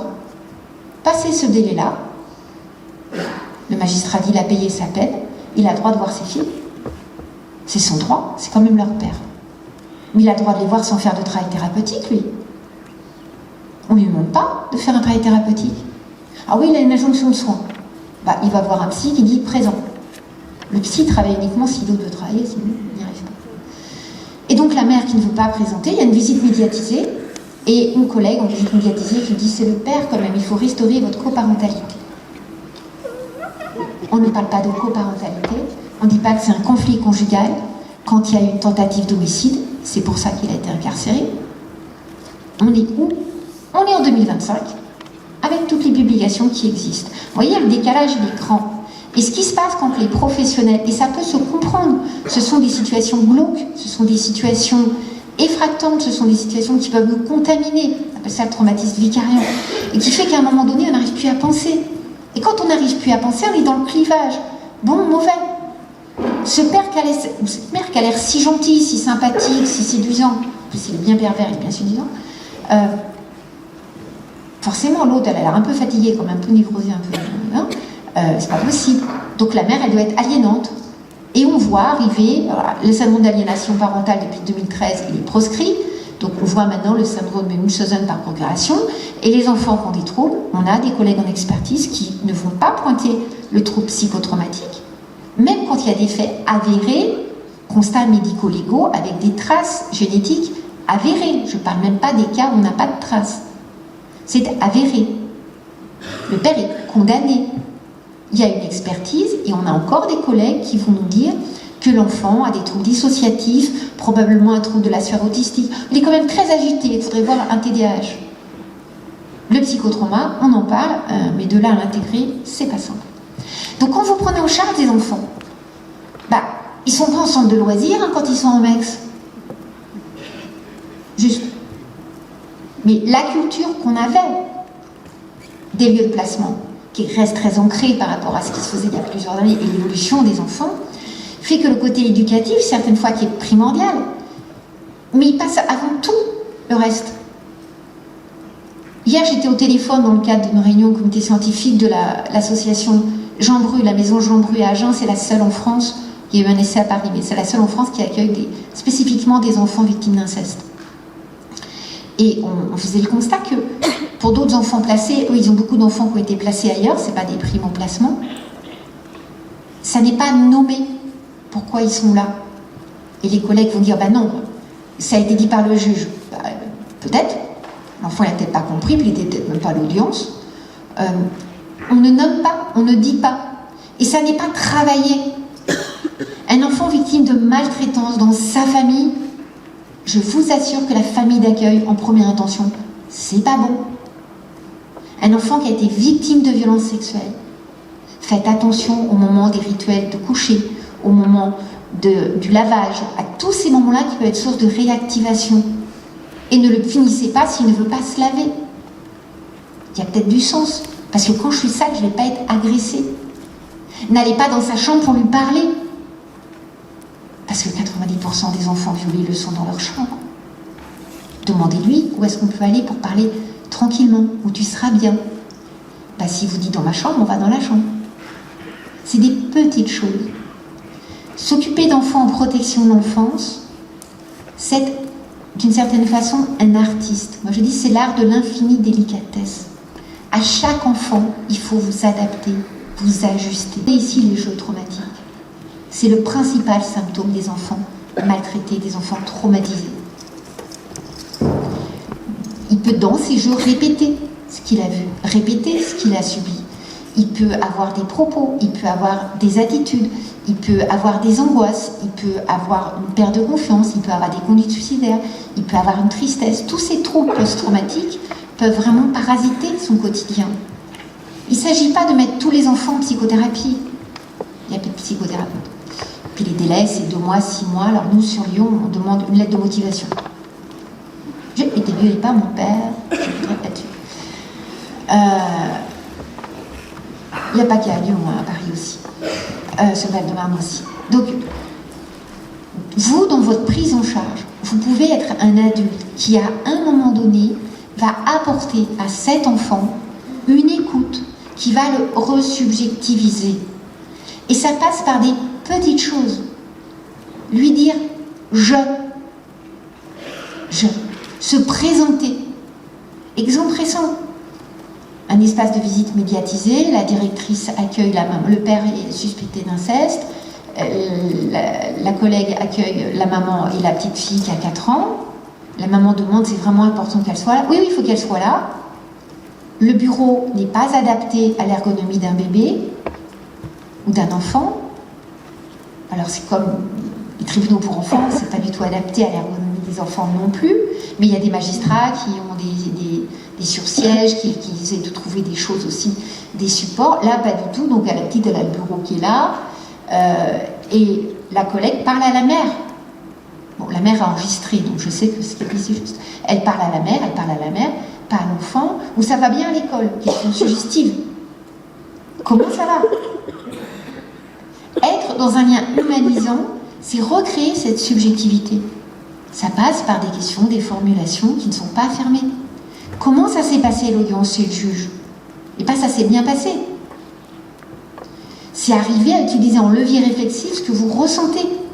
Cet enfant qui est placé, ayez quand même en tête qu'un enfant placé, souvent la fratrie, elle est séparée. Alors, travailler auprès des fratries, on pourra en parler aussi, mais la fratrie, elle est séparée pour des raisons d'organisation. Il change d'école, il a plus ses affaires, et des fois, c'est des placements immédiats. Il n'y a pas de rituel, il ne peut rien récupérer. Donc, il y a des multiples pertes. Donc, un enfant qui subit des multiples pertes, un psychotraumatisme, c'est un enfant qui va être mal. Hein. Un enfant qui va bien psychiquement, il réagit. Il pleure, il appelle à l'aide, il est dans des comportements hétéro-agressifs, il manifeste un appel à l'aide à l'adulte. Donc dans les familles d'accueil, dans les lieux de placement, quand moi en tant que chercheur, j'entends des collègues dire « Ah non, non, non, il est super sage, tout se passe très bien ». Mais alertez-vous. Alertez-vous. Comme un enfant qui perd un parent, autre sujet, mais des enfants de 7-8 ans qui commencent à avoir une expressivité tout comme adultes, qui perdent un parent très proche et qui ne vont pas du tout être dans une émotion à laquelle on pourrait s'attendre pour des enfants de cet âge-là, qui jouent comme si de rien n'était, on va s'inquiéter. Plus qu'un enfant qui pleure. J'ai des établissements qui appellent pour dire ils pleurent tous parce que leur copain est mort. Bon, bah c'est très bien, rappelez-moi plus tard. Enfin, je ne dis pas comme ça, mais moi, ça me rassure. Donc, un enfant qui arrive en famille d'accueil, parce qu'il a révélé une situation d'inceste, qu'à la minute, il a plus sa fratrie, qu'à la minute, il a plus sa maîtresse, qu'à la minute, il a plus ses copains, il a plus ses activités. Certes, vous êtes sympathique, certes, le lieu est formidable, certes, il y a plein de moyens. Père Noël est passé, j'espère que vous avez pris le moyen. Mais c'est pas pour ça qu'il va aller bien. Il va pas vous dire « je vais mal ». Il va se renfermer, il va des fois régresser, il va des fois être dans une dépression anaclétique très grave pour les petits, mais vous, il ne fait pas de bruit. Il mange, il obéit, pas de problème. Puis 6 mois, 8 mois plus tard, vous ne comprenez pas pourquoi il met des excréments partout, pourquoi il vous chamboule tout, pourquoi il a des conduites suicidaires, pourquoi il se scarifie. Mais qu'est-ce qui se passe? Bah oui, mais au début, il n'allait pas bien, donc il faudrait, ça avait été demandé, et ça a été rappelé par la loi Taquet 2022, ça avait été demandé qu'en bilan d'entrée, on fasse un bilan de l'enfant, somatique, psychique. On n'est pas en colonie de vacances. Quand vous allez à l'hôpital, on ne va pas attendre 6 mois pour venir vous faire des analyses. A priori, enfin, vous changez d'hôpital. On ne va pas attendre l'élaboration de la demande. Je suis psychologue dans le service, si vous voulez me voir, mon bureau est au bout, là-bas. Ah oui, mais la perfusion, le truc, ça va être un peu compliqué. Et c'est ce qui se passe dans beaucoup d'endroits. Par manque de formation, les collègues font ce qu'ils peuvent avec les ressources qu'on leur a données. Si on attend qu'un enfant placé demande à voir le psychologue, il va attendre longtemps. Si enfant il voit un psychologue, tout le monde est rassuré, il est au CNP. Je suis désolée, hein, c'est pas rassurant du tout. Tout dépend de ce qui est dit. Si l'enfant en consultation il parle pas, et surtout si le psycho attend qu'il parle, on s'en sortira pas. Moi j'ai vu en expertise un enfant qui avait assisté à l'assassinat de sa mère, qui était placé. Le père était incarcéré, le père demandait un droit de visite en prison. Le petit voulait pas, enfin bon, il y a une expertise, et le petit m'explique qu'il a un suivi en CNP, et je lui demande si, par rapport à tout ce qui s'est passé, en ayant les éléments, il a pu en parler. Il me dit non, j'attends qu'il m'en parle. On va attendre longtemps. Le psy l'attend, l'élaboration de la demande, l'enfant il attend. Est-ce qu'un adulte qui fait un arrêt cardiaque, enfin un enfant mais c'est plus rare, le SAMU, on attend l'élaboration de la demande. Vous comprenez bien qu'on n'attend pas. Ça ne veut pas dire qu'on va intruser. Ça veut dire qu'on va développer une empathie transitionnelle, se mettre à côté, s'ajuster. Janusz Korczak qui parlait de se mettre à hauteur d'enfant. Si on attend que l'enfant vienne à nous, on attendra toute la vie. Et ça passe par des mots, dire « je ». Ça passe par expliquer qui est qui. Il n'est pas normal que des enfants ne sachent pas qui est leur éducateur, quand on fait une réunion, qui est qui, ça n'est pas possible. On se présente. C'est fondamental. On explicite, s'il va au tribunal, c'est quoi ces tenues de corbeau, noires, ça fait peur, des avocats. On décrit les choses. on essaye de ne pas faire de formules suggestives. Mais quand on est stressé, angoissé, on va faire la formule suggestive. Vous lui avez dit, ça va bien aller, l'audience chez le juge, ça va aller, vous l'accompagnez, et bien évidemment, il ne dit rien au juge, et quand vous le ramenez au foyer, dans le rétro, il vous balance tout ce qu'il aurait dû dire au juge, et là, vous vous dites, non mais c'est pas vrai. Bah oui, parce que là, il se sent plus à même d'en parler. Comment ça se passe? Si vous voyez qu'un enfant va mal, pour reprendre le cas des enfants placés qui tout d'un coup ont des troubles pas possibles, non pas de troubles plutôt, vous pouvez tout à fait, sans induire des choses, dire, voilà, moi je suis éducatrice, je suis assistante maternelle, je suis psycho, donnez votre profession. Ça veut dire que je m'occupe d'enfants comme toi. Comme toi, prends pas trop de risques, en plus vous connaissez souvent le haut de l'histoire, pas le bas. Vous dites pas des choses horribles comme toi, qui ont des parents agresseurs comme toi. Non, comme toi, autrement dit, supposez savoir. Et les enfants que j'accueille, autrement dit, il y en a d'autres, je ne suis pas seule, je ne suis pas fou. Certaines fois, ils réagissent d'une certaine façon, puis d'autres fois, ils réagissent comme toi, comme si de rien n'était.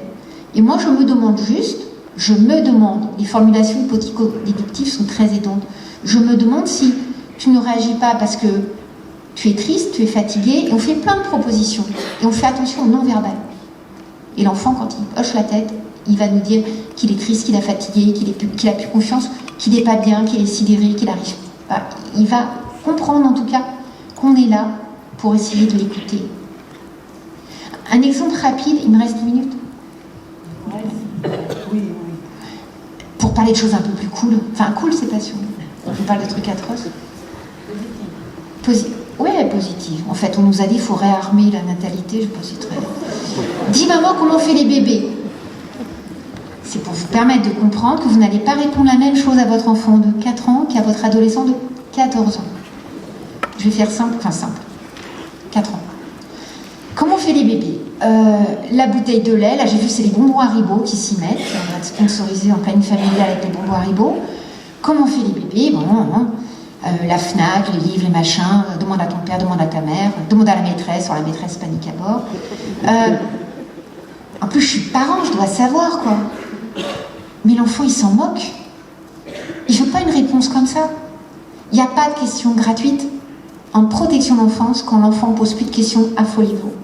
Tant qu'il pose une question, il est en recherche d'aide, de traduction, de compréhension. Si l'enfant vous pose une question, il a élaboré une théorie. Donc si je réponds trop vite, je suis à côté. Si je réponds, les bébés, c'est la petite graine de papa, la petite graine de maman, et hop, un bébé. On oublie plein de stades, on verra ça à 14 ans. Et que mon enfant, il en est à la petite cigogne qui existe encore à l'heure du virtuel, ça ne se rencontre pas. Si à l'inverse, je dis, il y a la petite cigogne, donc mon enfant, il manque de spermatozoïde, ce qui existe aussi à l'heure actuelle, ça ne se rencontre pas. Si je dis à mon enfant, ta question est importante, c'est pas elle est grave, elle est embêtante, elle est importante. Autrement dit, tu es important. Ça vous laisse 2 secondes pour réfléchir. Mais c'est important. L'urgence n'est pas la précipitation. Si on veut penser, il faut prendre le temps de penser. Ta question est importante. En tant que maman, en tant que papa, en tant que maîtresse, je sais que les enfants de 3 ans posent ce type de questions. Autrement dit, je restaure un sentiment d'appartenance. Pour bien te répondre, alors je peux dire, je n'ai pas forcément la réponse là tout de suite, c'est un peu compliqué. Les parents qui meurent de suicide, les enfants trash qui posent des questions trash plutôt, l'adulte a le droit de dire ta question est importante, je vais y réfléchir, je n'ai pas forcément les bons mots pour l'instant, je réfléchis. On a le droit. Mais on peut aussi lui dire qu'est-ce que toi tu connais pour bien te répondre. S'il sent de la gêne, il va tout d'un coup se fermer, rien du tout. Alors là vous êtes soulagé, sauf que le lendemain il recommence. Avec vous, avec papa ou avec la maîtresse. La maîtresse, vous allez le savoir, il y avoir un signalement UDP, enfin ça peut vite partir dans cacahuète. Donc, je prends mon courage à 2 mains et je vais lui dire, mais Doudou, qu'est-ce qu'il sait? Les copains, qu'est-ce qu'ils savent? Dans les foyers, quand des ados vous interpellent, ah, il y a un tel qui fait ci, qui fait ça, souvent ils parlent d'eux. Donc si vous leur dites, mais toi, tu fais pareil? T'as vu, on leur dit, prévention harcèlement. T'es harcelé? Prévention des films porno. Tu regardes des films porno? Ne pensez pas que votre gamin il va vous dire oui, je suis sous du porno tous les soirs. Donc ça marche pas, ça. C'est trop direct. L'empathie transitionnelle, c'est de parler des autres. On fait comme eux, hein. La copine, elle m'a dit que. Il Il y a des enfants qui regardent. Je ne sais pas si toi tu regardes. Ah non, non, non, non, non, non, non. Ok, ok, Azou. Et là, je vous laisse à votre solitude éducative. Donc pour les bébés, une fois que vous avez posé ça, Doudou, il sait peut-être des choses. Donc s'il en est aux petites cigognes, vous allez vous dire, oh là, ma théorie des spermatozoïdes, peut-être un peu... Ou l'inverse. Mais au moins, je sais où il en est. C'est ça l'empathie transitionnelle, c'est se mettre à hauteur d'enfant et en protection d'enfance. Quand on fait ça, on va restaurer l'altérité. La maltraitance, c'est un déni d'altérité. L'enfant n'est plus sujet, il est objet. Et notre boulot, votre boulot, c'est de lui permettre de se resubjectiviser par des petits mots. C'est du pointillisme, ça paraît rien, c'est fondamental. Et que chaque moment de la vie, le couchage, la vêture, la toilette, la façon de manger, la façon de parler, puisse être reprise à chaque fois avec l'enfant en essayant de comprendre. Je supervise des équipes de MEX, je sais à quel point c'est compliqué. Des équipes qui disent, voilà, il me provoque. Ok, peut-être qu'il vous provoque. Premier angle de lecture, on peut lui dire aux jeunes, quand tu fais ça, j'ai l'impression que tu me provoques. Mais je me dis que peut-être aussi ça, c'est parce que tu es fâché. Je me dis peut-être que ça, et on fait d'autres propositions pour rester dans le lien avec l'enfant et pas être dans le clivage et le risque du rejet de cet enfant. On va éviter de banaliser. C'est un petit placement. Covid, test PCR. Vous avez dû voir des enfants dans les pharmacies avec des étudiants en médecine, les couvillons, les enfants hurlants. T'inquiète pas, c'est un petit coton-tige. Il ne faut pas les prendre pour des buses. Hein. Là, il n'y a plus de confiance. C'est un grand coton-tige. J'espère que tu ne vas pas t'inquiéter ou je te sens inquiet. Je te sens inquiet, ça montre que je suis là pour l'écouter. T'inquiète pas, je ne suis pas là. Je vais essayer de voir avec toi pour, si jamais tu as mal, tu me le dis. Mais c'est le seul moyen qu'on a de voir le virus. Ne pas mentir aux enfants. Je suis professionnelle de terrain, chercheur, et j'insiste beaucoup sur la partie praticienne. Au quotidien, je sais à quel point c'est difficile de s'occuper d'enfants en protection d'enfance. Parce qu'il réactive notre part d'enfant, parce qu'il réactive la question de la parentalité, parce qu'il réactive la question des violences, des transgressions. C'est extrêmement violent.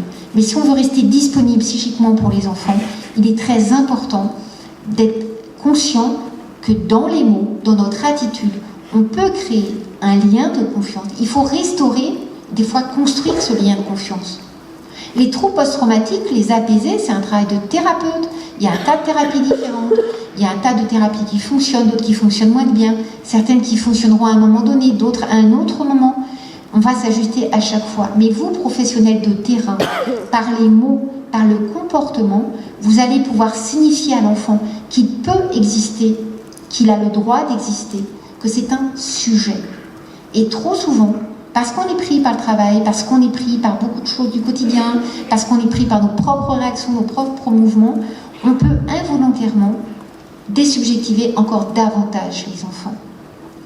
Vous connaissez tous les études qui sont faites sur les enfants placés et l'état catastrophique dans lequel ils sortent en protection de l'enfance avec tous les moyens qu'on met, toute l'énergie qu'on donne. On se dit que c'est quand même pas possible. Il faut voir comment modifier nos pratiques pour être peut-être dans une cohérence, une co-construction avec ces enfants de leur devenir. C'est extrêmement important. L'attitude verbale, j'ai donné des exemples. On va éviter de culpabiliser. C'est pas de culpabiliser. T'as vu comment t'es habillé? Ah, si t'avais parlé plus tôt. On va essayer d'éviter aussi la déculpabilisation compassionnelle. Bah, c'est pas de ta faute. Bah, sauf que l'enfant, il pense que c'est à cause de lui. Donc, si je pense ça, je vais lui dire, moi, je pense que c'est pas de ta faute, c'est moi. Mais je sais que beaucoup d'enfants pensent que c'est à cause d'eux. Parce que dans les théories infantiles pour survivre face au trauma, la culpabilisation est une théorie très forte. Donc si je mets des choses qui vont faire pansement, qui empêchent l'enfant de nommer, de penser, c'est pas de ta faute, ça va aller. C'est moi qui veux ça. Je pense que ça n'est pas de ta faute. J'espère que ça va aller. Ça change tout et je vous assure que ça prend pas plus de temps. Et dans la relation avec vous, les enfants vont réussir à vous faire confiance. Deux petits exemples encore. L'enfant, vous avez une visite médiatisée, il est au foyer, il fait un dessin. Waouh, il est beau ton dessin. Alors des fois, vous êtes sincère. Alors, des fois, il est beau ton dessin. L'enfant, il perçoit bien. Peut-être qu'il a fait un dessin qui, pour vous, subjectivement, est beau, mais lui, il a fait n'importe quoi. C'est votre point de vue. Je trouve que ton dessin est beau. Ça change tout. évitez de dire « il est beau ton bonhomme », parce que si c'est un chevalier, vous êtes has-been. Donc on dit dessin, tu pourrais me raconter ton dessin. Tu sais, les adultes, ils ne connaissent pas tout. Et l'enfant va nous décrypter son dessin. Parce que les enfants ont cette capacité, surtout quand ils ont été maltraités, qu'il n'y a plus de confiance en l'adulte, quand un adulte dit quelque chose, il s'ajuste. Il s'ajuste à votre regard. Si tout d'un coup vous êtes effondré, vous lui dites de parler, vas-y, parle, je l'écoute. Vas-y, parle, je t'écoute. Peut-être elle va s'effondrer, l'autre, si je lui parle, elle va tomber. Ou tout d'un coup, dans le cadre de formation, quand on fait des jeux de rôle, on voit les collègues en formation, qui s'abaissent, l'enfant il sent. Alors il ne s'agit pas de rester tenez-vous droit. Pas les mains cachées sous la table, parce que c'est avec les mains que les agresseurs agressent. Enfin, moi je parle beaucoup avec les mains, peut-être trop, mais qui voient vos mains. Et d'essayer d'être dans cette co-construction de ce qu'il vit, que ça ait du sens ce qu'il vit. Beaucoup d'enfants en protection d'enfance ne se sentent pas du tout protégés. Parce que notre protection matérielle, ça n'est pas la protection psychique. Ils sont au foyer, ils sont plus violés, certes, mais la vie d'un enfant violé, la vie d'un enfant maltraité, c'est un champ de mine. Les troubles post-traumatiques, c'est pas parce qu'il a plus de père qu'il va plus les avoir. Ça se réactive en permanence. Donc le terme de protection pour nous n'est pas celui des enfants. Donc ça c'est important. Les écrits, c'est pas le rôle de la formation de mon intervention, mais j'en dis quand même un mot, parce que les écrits, sincèrement, je ne sais pas ce qu'on dira à monsieur le juge Rosenzweig, mais dans les expertises, dans les rapports d'IP, dans les rapports de MIJ, dans les rapports d'AMM, c'est très perfectible. Et je parle pour ma paroisse, qui sont les psychos, je pense qu'on est les pires en termes d'écriture et de rapport.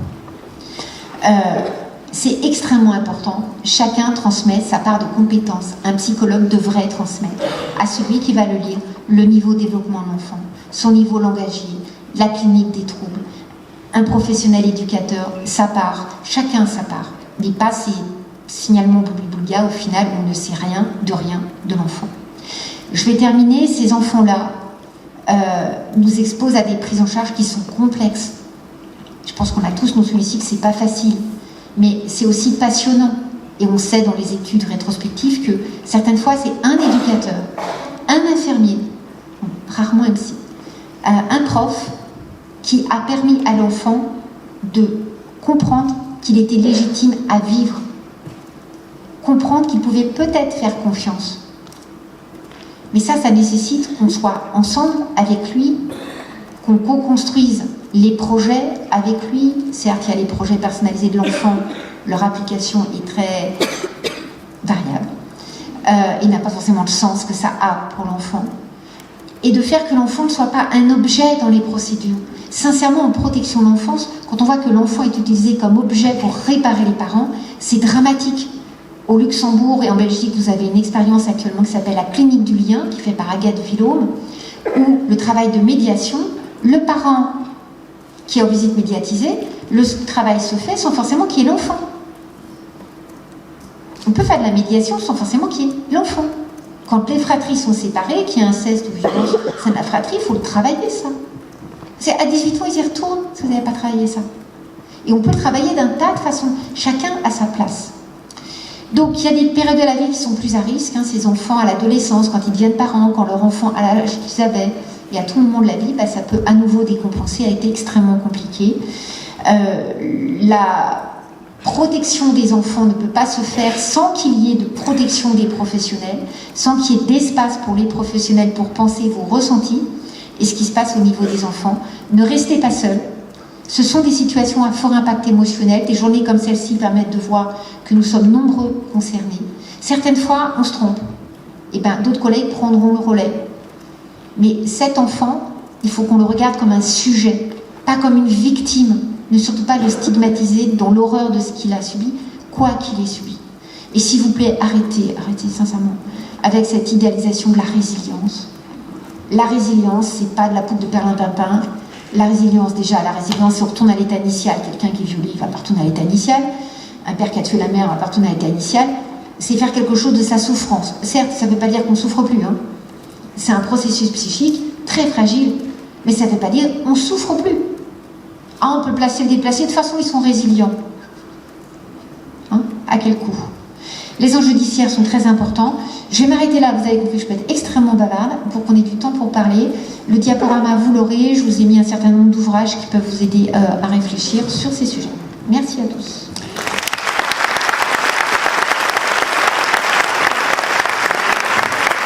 Merci, Madame Romano. Est-ce qu'éventuellement, on peut parler aussi de protection des professionnels, justement, parce que quand on voit la charge de travail, et ça on y reviendra peut-être, l'émotionnel qui entre en ligne de compte, est-ce qu'il pour eux aussi il y a une protection à avoir? Oui. Je ne suis pas professionnelle de... Non, tout à fait. Je terminais en disant que c'était important de prendre soin de vous. Oui. La protection des professionnels, elle est importante. Vous avez dans les foyers des fois des enfants qui vont taper, frapper, cracher, mordre. Vous ne faites pas ce métier-là pour ça. Bien évidemment, c'est très important qu'il y ait une protection des professionnels, qu'il y ait une compréhension aussi de ce qui peut amener un enfant à avoir ce type de comportement, ce qui ne veut pas dire qu'il ne faut pas le prendre en charge ni le signaler. Oui, c'est fondamental. Je veux dire, on ne peut pas prendre en charge un enfant, surtout dans ce contexte-là, sans qu'on prenne soin des professionnels de la protection de l'enfance. Là, je crois que c'est très perfectible. Vous avez précisé aussi qu'il faut que les professionnels s'adaptent à chaque enfant, que chaque enfant est un sujet et un cas particulier. Comment faire quand on a beaucoup d'enfants, beaucoup d'administratifs à faire aussi, beaucoup de charges de travail? Je ne sais pas, vous allez sans doute témoigner, mais comment peut-on prendre en compte chaque enfant pour être performant dans sa... C'est quelque chose, à partir du moment où on le pense, qu'on peut mettre en place. Encore une fois, moi j'interviens beaucoup en supervision avec des mecs sur toute la France, donc je vois bien les pratiques différentes, ne serait-ce que l'accueil de l'enfant. L'éducateur référent qu'il ait du temps avec l'enfant. On peut, dans un collectif, mettre en place des choses qui sont plus individualisées. Au niveau des thérapies, un thérapeute qui connaît bien son boulot, il ne va pas forcément proposer la même chose à tous les enfants violés.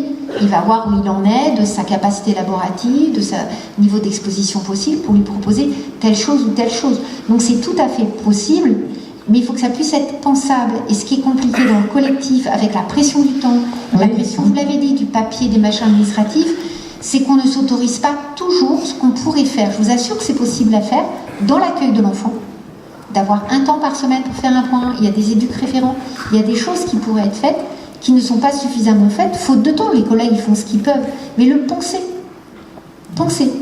Ne serait-ce que les livrets d'accueil pour les visites médiatisées, par exemple, les espaces d'accueil, les espaces rencontres. Souvent, c'est le même livret, que ce soit pour un bébé qui va avoir une visite médiatisée, que pour un ado.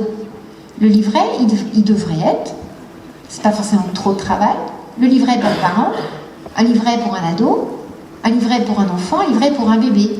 Moi, je participe au comité de protection des personnes sur la recherche médicale et en sciences humaines.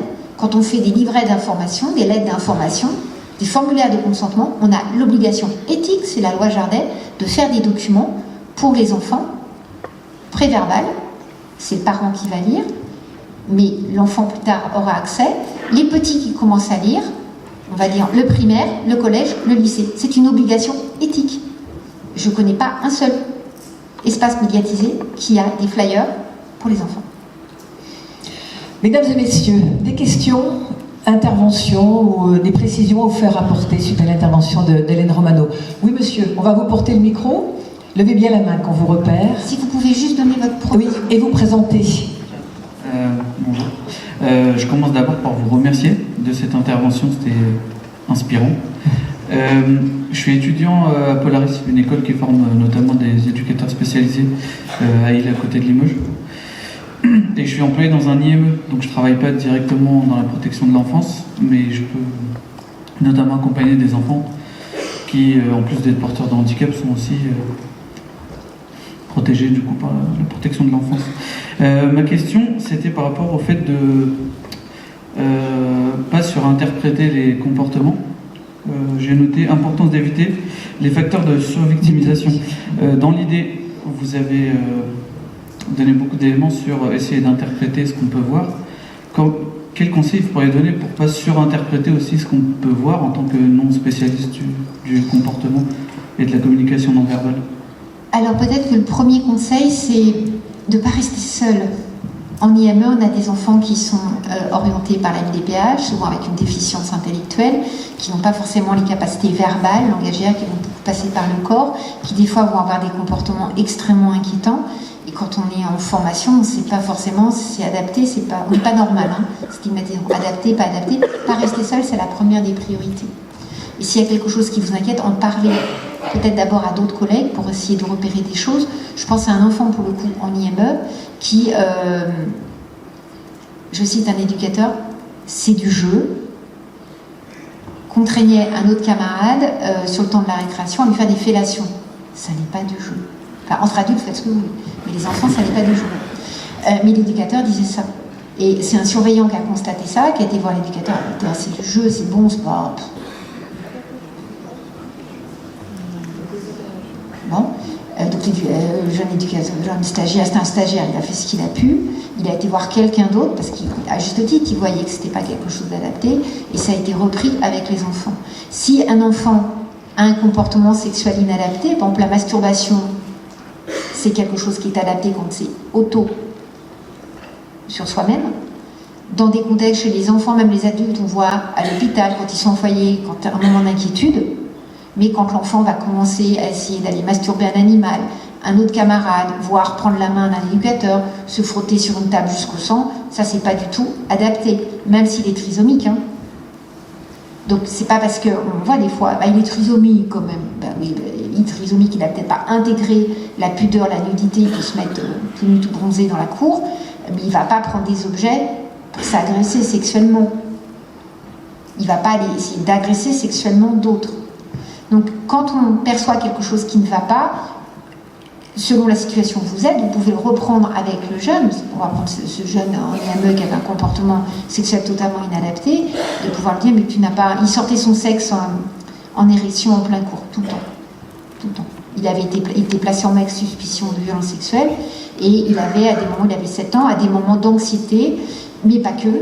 Tout d'un coup, il sortait son sexe, alors discretos, hein, plus hop, comme ça, et puis il avait son sexe en érection, il se baladait, puis il allait se frotter contre les copines. C'est pas du tout adapté, hein. Pas du tout adapté. Donc l'enseignante de l'IME qui intervenait, elle avait été accompagnée, aidée, pour lui dire, mais quand tu fais ça, tu n'as pas besoin de faire ça, alors pas devant les autres, en essayant de le prendre à l'écart au départ, et puis après quand il le faisait, en lui disant, tu n'as pas besoin de faire ça, essayer de trouver un dérivatif au moment où il était comme une compulsion, il se sentait presque contraint de le faire, pour arriver à ne plus le faire. Donc ce qui est vraiment fondamental, c'est de ne pas rester seul. On risque de surinterpréter, mais on risque aussi de banaliser. Vous voyez, le curseur, il est difficile à trouver. Quand on ne sait pas, on sollicite. Quand la réponse nous paraît un petit peu étonnante, on va demander à d'autres collègues. Et vous avez le 119, par exemple, qui est un numéro d'appel qui peut rester anonyme. Vous avez quand même sur la plateforme téléphonique, la plupart du temps, des collègues qui peuvent vous apporter un regard, une écoute. La CRIP, qui aussi est là pour apporter aussi un regard, et qui peut, certaines fois, répondre à des questions. Voilà, je constate ça, ça m'inquiète, ça me pose des... Je ne sais pas quoi faire. Ne pas rester seul, échanger avec des professionnels, c'est vraiment la première des priorités. D'autres questions, mesdames et messieurs? Oui, monsieur. Vous pouvez porter... Voilà. Vous vous présentez? Merci. Bien sûr. Oui, bonjour. Donc, je me présente, je m'appelle Yannick. Je suis également en première année ES à Polaris Limoges. J'ai eu une petite expérience professionnelle déjà dans le milieu social parce que j'ai été pendant 2 ans et demi surveillant de nuit au CDEF de Limoges. CDEF, vous pouvez préciser, oui, c'est tout. Moi je savais. D'accord. Bon.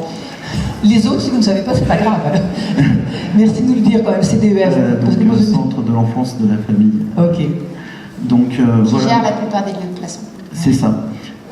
Donc moi ma question en fait elle va être, c'est une interrogation que j'ai depuis que j'ai commencé à pratiquer en fait sur la question des fugues parce que c'est un problème extrêmement récurrent notamment chez les adolescents et c'est assez paradoxal vu qu'on est censé être la protection de l'enfance et de leur offrir un cadre sécurisant.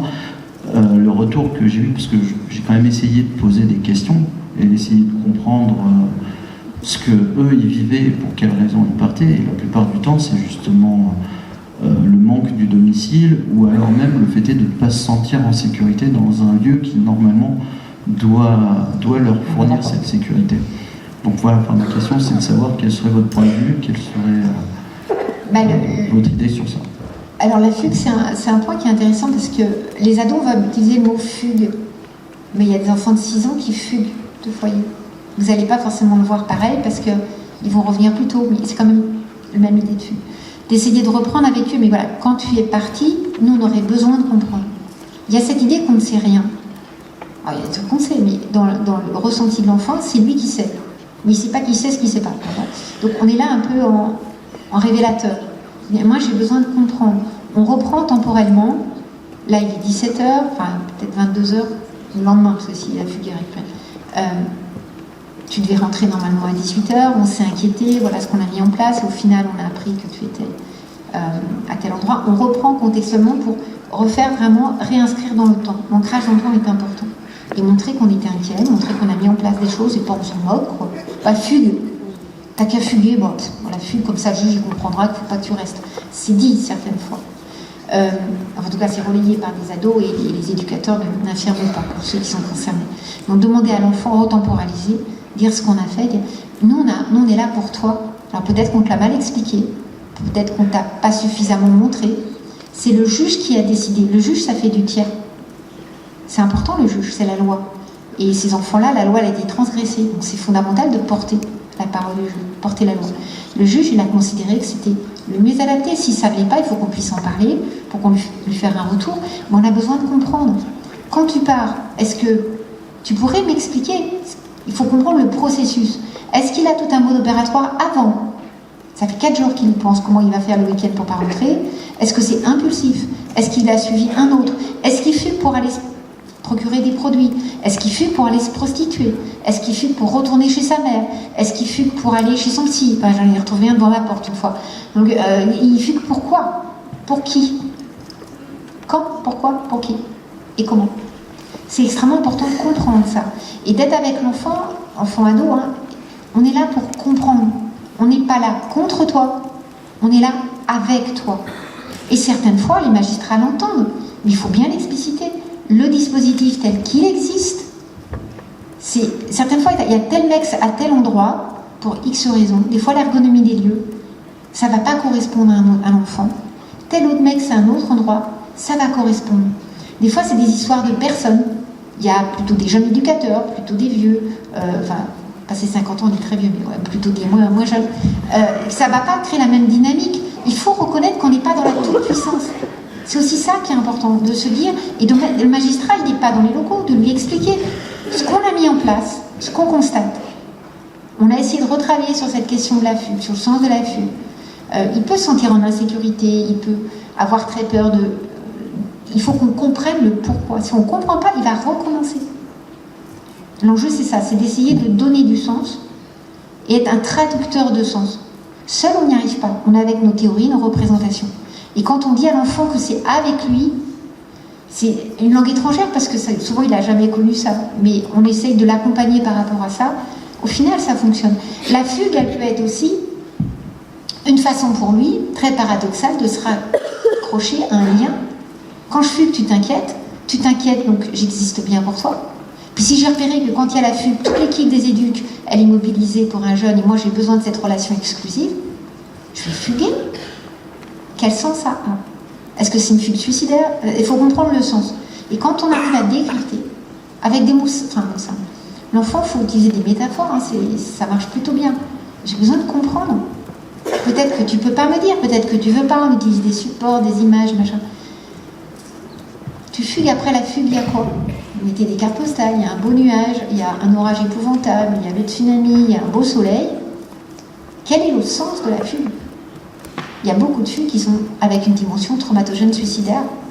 Et c'est aussi important de l'avoir en compte. D'autres interventions, mesdames et messieurs?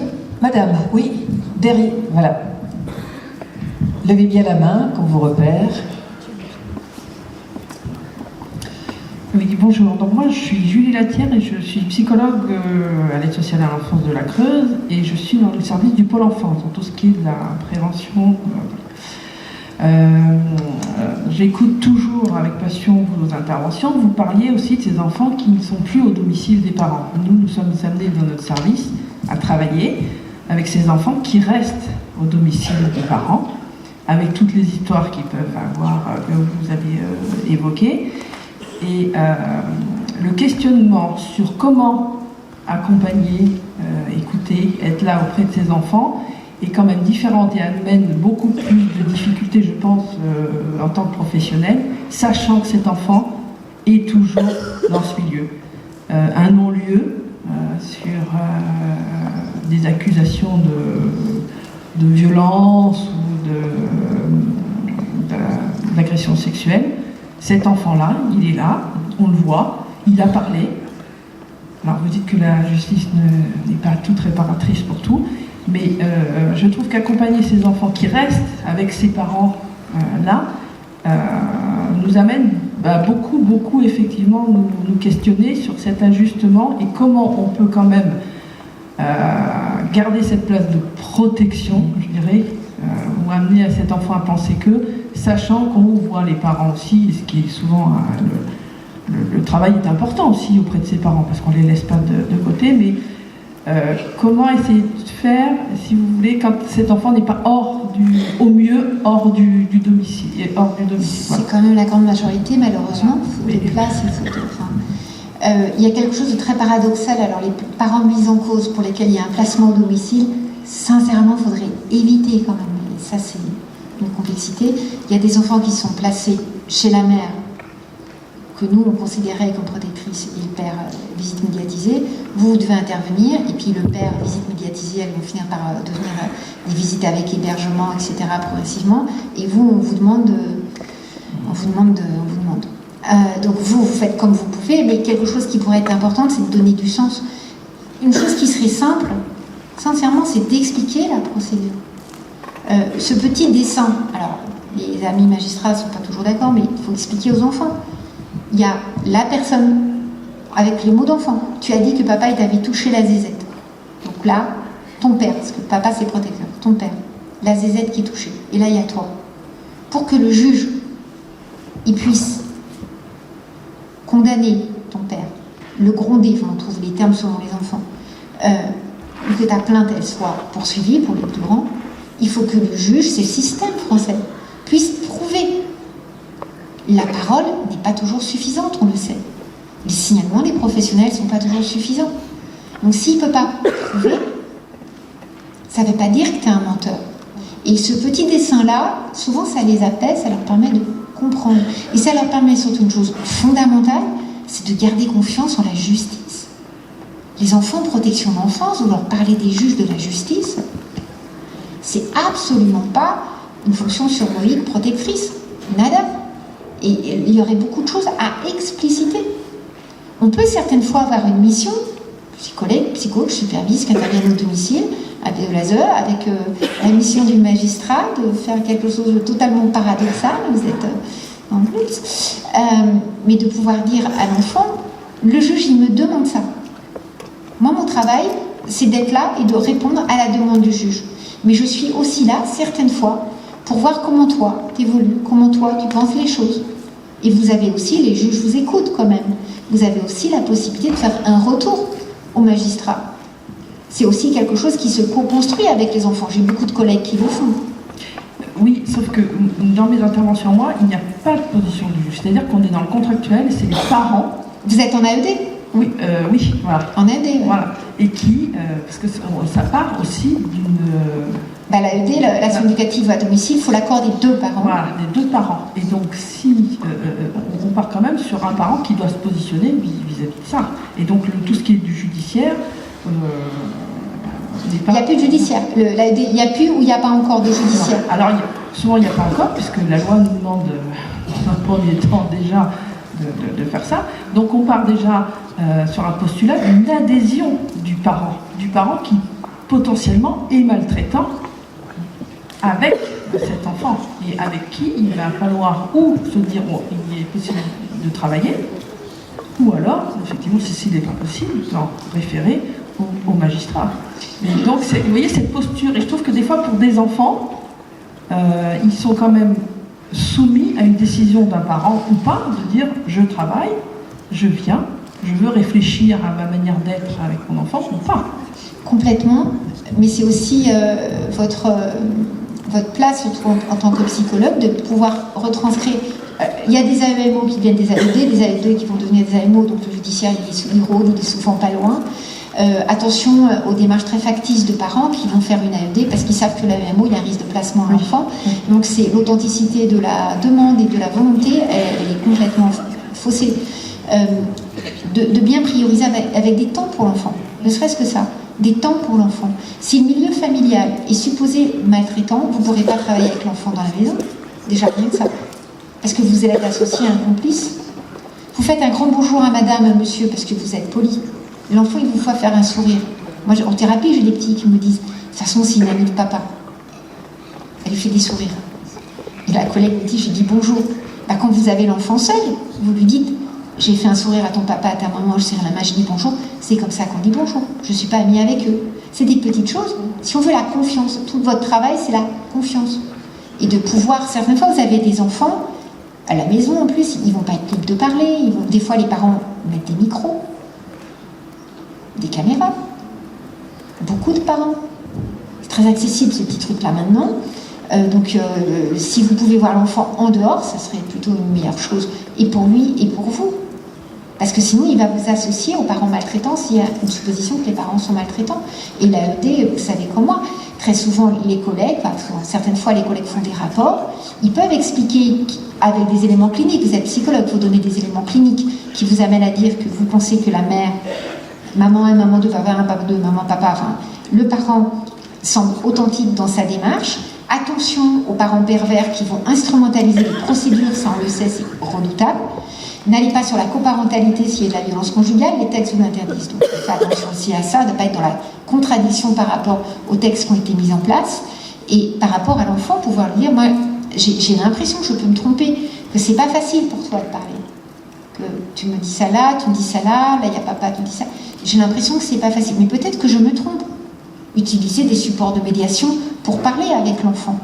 Il y a beaucoup d'astuces. Si vous êtes psychologue, enfin le fait, par exemple, l'enfant dans la chambre, je pense que vous le faites.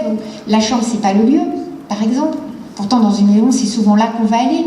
Mais c'est le lieu des maltraitances. Donc il faudrait aller dans un autre lieu, dans la salle à manger, mais il y a la mère. Dites à la mère d'aller dans sa chambre. Si elle ne veut pas, ça va vous permettre de comprendre le contrôle. Et si vous êtes sur une table, l'enfant, il faut qu'il puisse avoir des supports à la parole.